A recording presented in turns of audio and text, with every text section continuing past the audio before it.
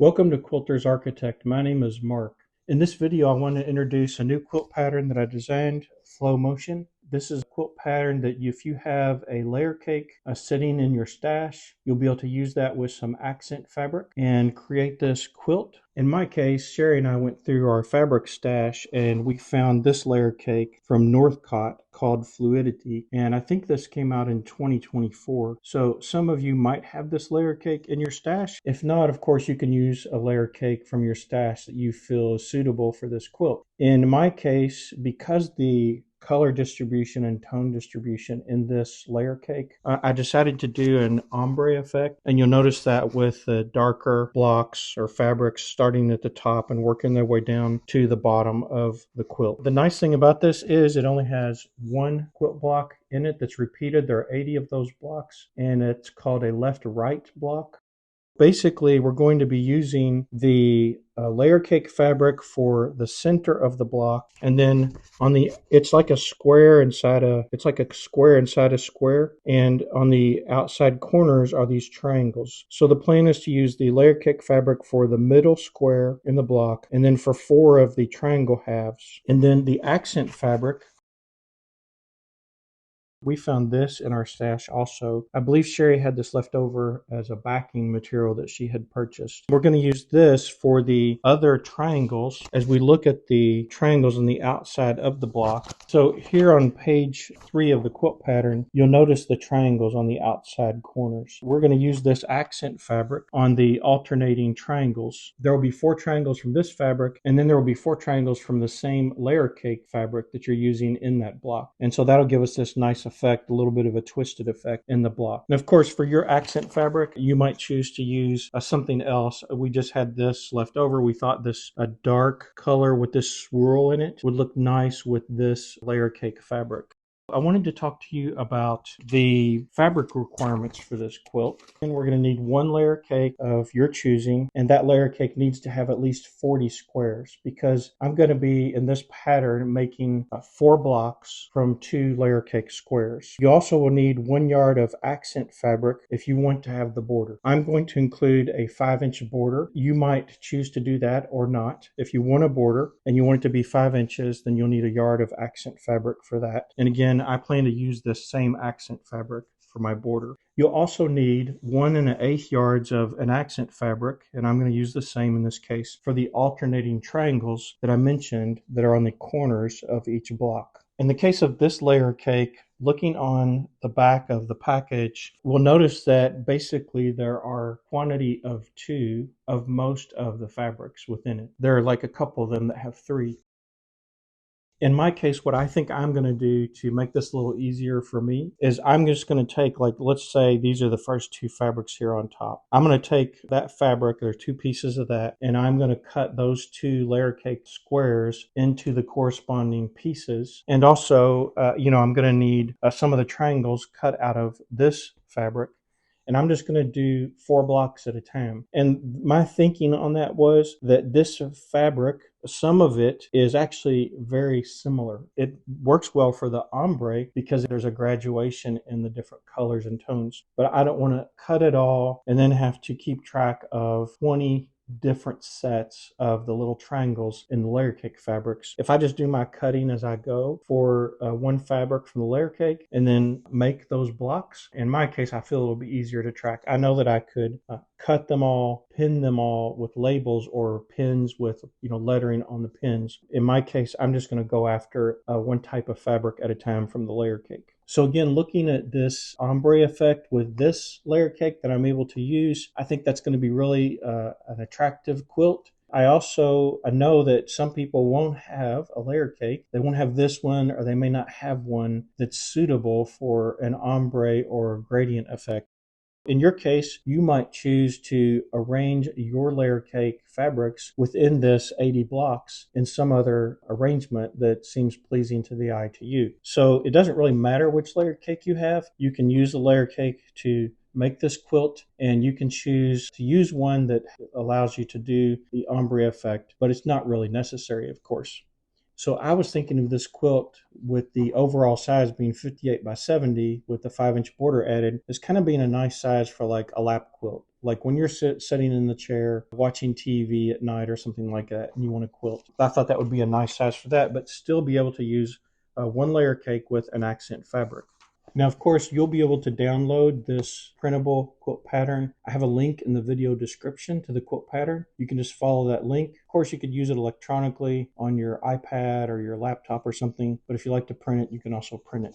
We'll open up our layer cake and we'll pick a fabric that we can use to get started. As I mentioned, there are two pieces of this fabric within the layer cake, and so that's the one I'm going to start with. So looking at our cutting instructions on page 2, it looks like for the layer cake, we're going to cut for fabric piece D, 2 4 1/4 inch squares, and for fabric piece E, 2 4 3/4 inch squares. And then from those 2 4 1/4 inch squares, fabric piece D, we're cutting on the diagonal twice to make 4 triangles. And in this case, you may have your own preference. You can see the pinking edge on this fabric piece from the layer cake. I plan to cut those off. You know, you could choose to do whatever you feel suits you the best. But in my case, I would rather have a straight edge to work with. So that's what I plan to do.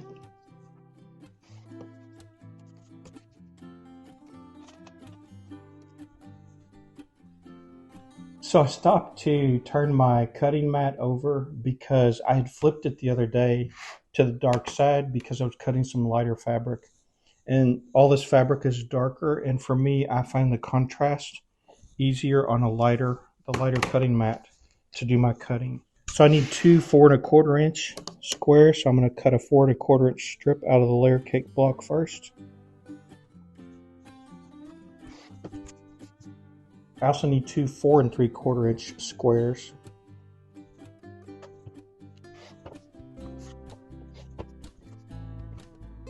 And so now I'm just cutting my 2 4 3/4 inch squares out of the 4 3/4 inch strip.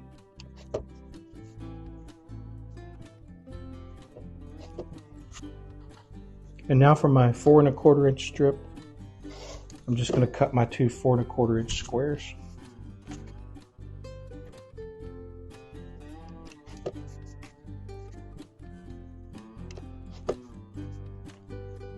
So notice here that from the fabric piece D, the 4 1/4 inch squares we cut, we're going to cut those into triangles by cutting on the diagonal twice.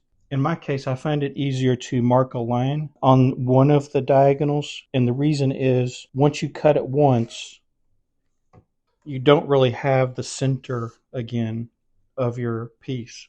You have the point, the outside point, but you don't have the center. Now you could take the ruler, I suppose, and use the ruler to do that line up. And then, use the 45-degree line to try to line up to find center. But I think in my case, I'd like to draw the line to make it a little easier. So if I cut first where there is no line, just lining up the ruler point to point. Oh, but I'm using this Martelli cutter, so I better turn it the other way. I don't know if any of you use one of these, but I find that cutting straight, it feels natural, but if I'm trying to cut this way against a ruler, it doesn't feel very natural, and it seems a little more challenging to be consistently cutting along the ruler edge. So now that I've cut on the diagonal where there was no line, I have my line there that I can use for the other cut.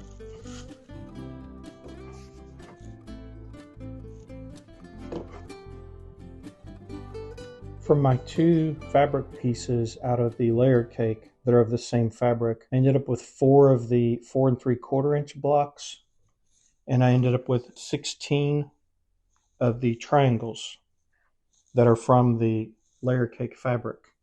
Looking at our instructions next, we also need to cut strips out of our accent fabric. So looking at our cutting instructions, it says we need 9 of the 4 1/4 inch strips from our accent fabric. I'm just cutting one right now because I'm only going to make 4 blocks out of the same type of fabric I used from 2 of the layer cake squares. For the purpose of walking through this in our video, I'm only going to cut enough to make these blocks from this same fabric from the layer cake. Okay, there are 4 of those. I'm going to do the same thing I did on the other 4¼ inch squares. I'm going to draw a line on one of the diagonals just to make it easier to do the second cut because we're cutting on the diagonal twice.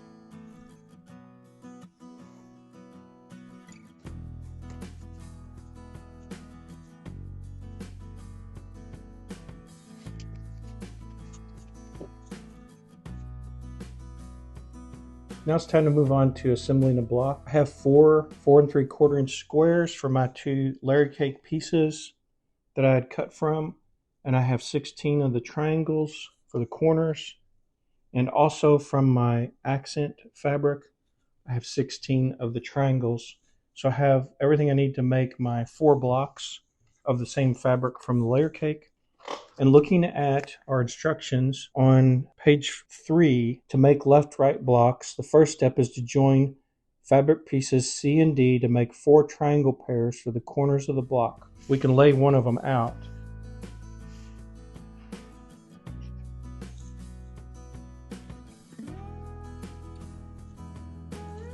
Find one that's not curled up. It's hard to do.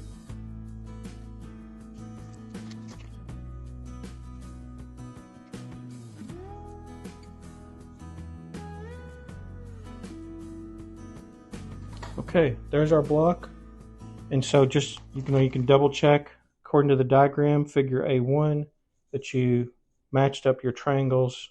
The first step is to join all of these pieces C and D, the triangles on the corners. And one thing about this fabric, since we have this bias here on the long side of this triangle, is we have to be careful not to manhandle it too much. Very applicable to me. So, it's easy to stretch on the bias and distort it as we go through the sewing machine, and also as we're pressing. That's something we have to be careful about. It'll mess up our triangle corner units, and it could distort like the block pretty badly. So basically, once we line them up, we can sew each of our triangle units together.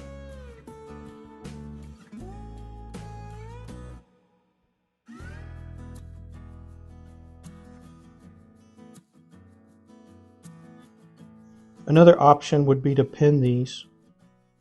They are really small, but it could be that pinning them would be advisable.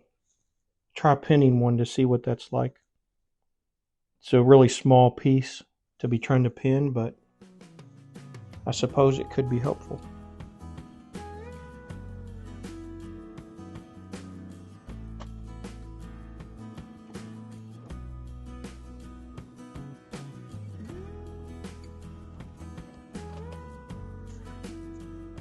I think I like pinning them. In my case, I'm finding it kind of hard to hold on to these points of these triangles, and if our seams are not accurately lined up, gonna have even more struggles afterwards, right?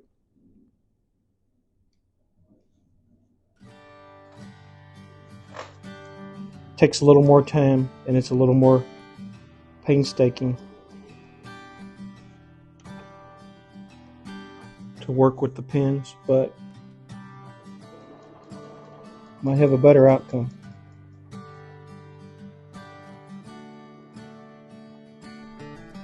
So one of the things I mentioned earlier is, since we have the bias edge here, we'll need to be careful when pressing. We really don't want to be pressing out here too much because we probably would distort this.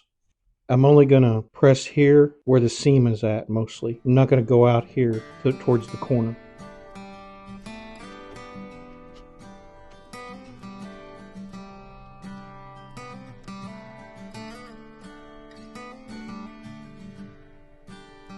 Now that we have our 4 sets of triangles joined together, the next step, according to the instructions, is on step 3, join 2 of the triangle pairs to the 4¾ inch square or fabric piece E to form the middle unit. So we'll join these together. Our set of triangles is slightly longer than the 4 3/4 inch fabric piece E in the middle of the block. And that's necessary so that by the time all of this is sewn together to form the block, we still have our 1/4 inch seam allowance on the outside edge where this point is at. To join these together, what we will do is we'll fold this block in half and put a crease in it. And that'll tell us where to line up the center of the triangle set where the two fabrics join together on the triangle set.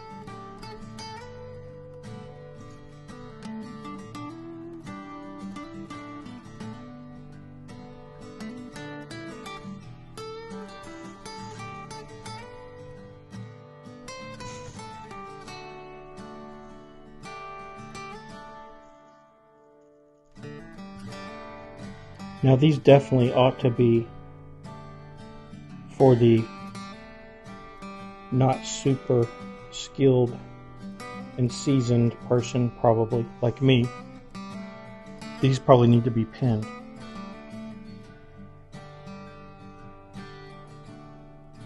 Because again, we don't want to be manhandling this fabric where we've got this bias edge and these little tiny corners as it goes through the sewing machine.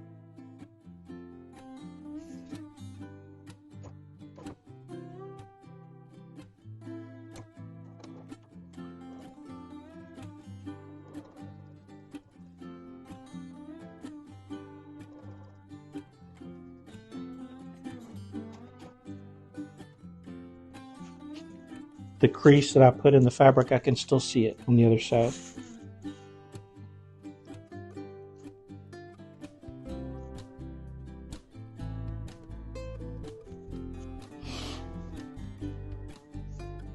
And again, you can see how the corners extend of the triangle set extend beyond the square.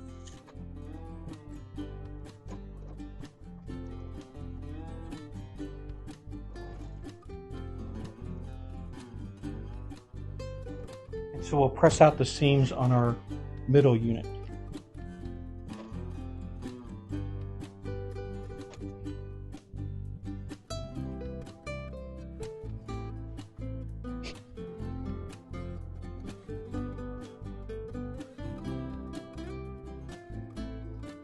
And again, I'm trying to stay away from this bias edge as much as I can.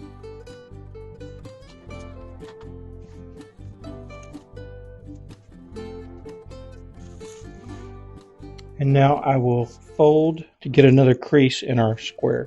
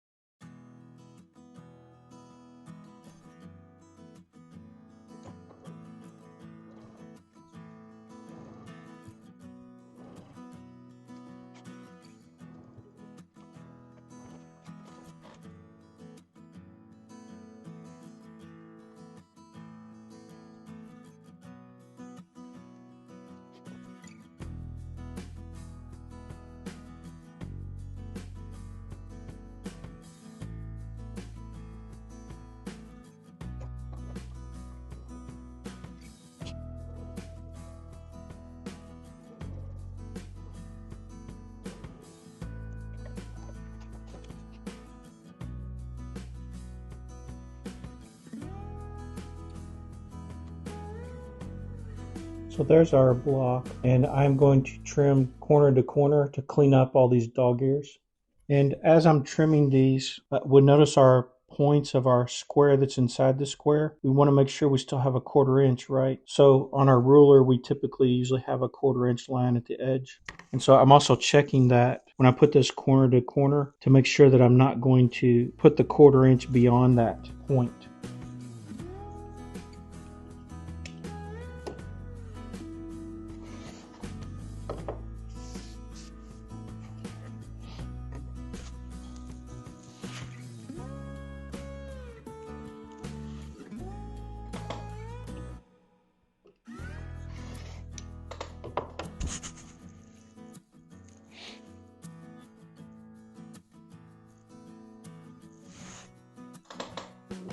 Probably should have got the bigger ruler. Seems like sometimes with this ruler, if the fabric is close to the size of the ruler, like almost half or more, these non-stick little circles on the back don't seem to grab as much. I don't know if that's a user error or what's going on there. Maybe I'm not pushing down hard enough, or it's because I'm seated. Might also be because I'm seated.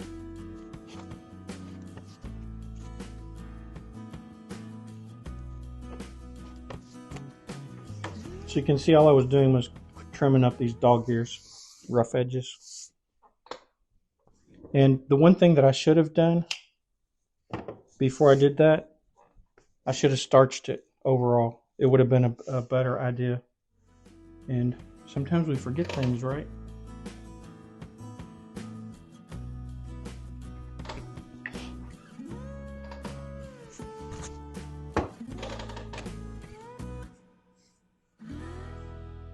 But if we starch these blocks and we work our way from the center out, and we don't press real hard, gives us a nice flat block to work with when we're putting all our blocks together.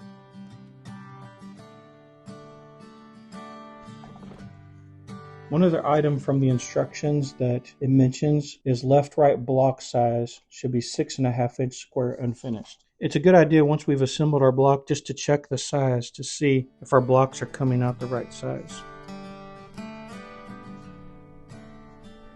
And it looks pretty good. On one of the sides it's slightly under 6.5, just a hair, but all the rest measured out. But as we know, fabric is not, a rigid material.